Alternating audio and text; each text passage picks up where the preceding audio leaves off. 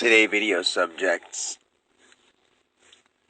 do a little skit where a person's sitting around watching TV, doing nothing much, looking lazy, and being like, is this what you're doing when you're a teenager? Is this what you're doing with your life right now? Realize that if you don't start doing something else, you're not naturally just going to pick up the habit of being active. And if you don't learn how to become active, you're going to be inactive most of your life. So, that is one idea. Most of the idea for this video is to talk to my kids and say, I know how you got to where you are. You're basically, like my daughter, for instance, my sons, all my kids, even Matt, it doesn't matter blood or not blood, things in your life happen because they happen the way they're supposed to. It's pretty crazy. You set it all up in your subconscious mind. Not really set it all up, but it all happens accordingly. Like I was ready for the responsibility and I was ready for that life change, and Matt was that change in my life. And then when you get to stuff like thinking about, there's a guy coming around the dumpster, I'll wait till he goes by. But anyway, when you get to the thought of, alright, I can see him in my rear view mirror.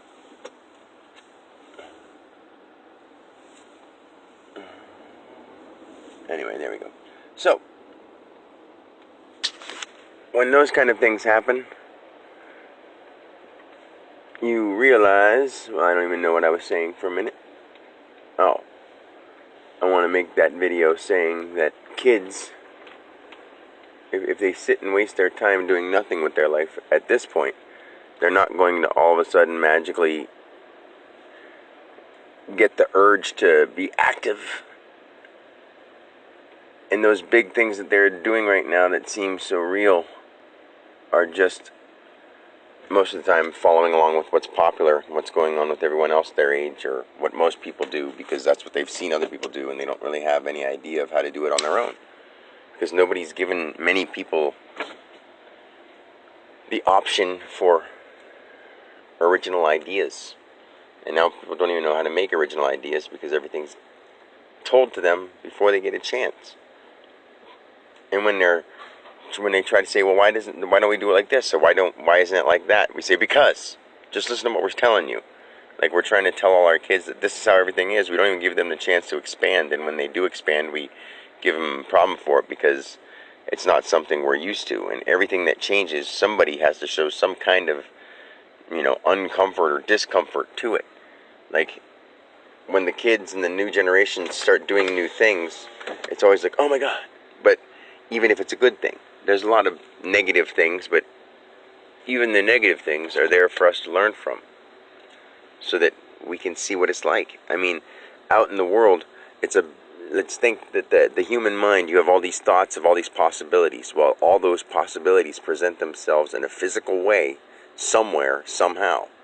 As a person, as a thing, as a plant, as a place, anything. Like those things happen because we think so deeply. Now we have to start controlling what we think about so that we can, and on top of what things are, we have to think about how we respond to them or the thoughts we have of them.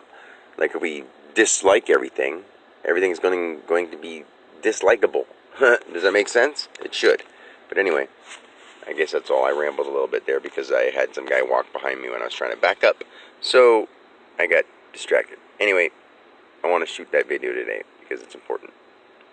At the same time, I don't really have a whole plan on the video. I just have things to say to my kids, and it's all bottled up, and it's going around in circles in my mind when I think about it, because I'm more than just a dad, but at the same time, I don't want to let that go and see them go years and years, or even weeks and weeks and weeks. It's been a year almost since I've really had any talk with any of my kids besides Xavier, and I have nothing wrong with that. I love Xavier. He's awesome.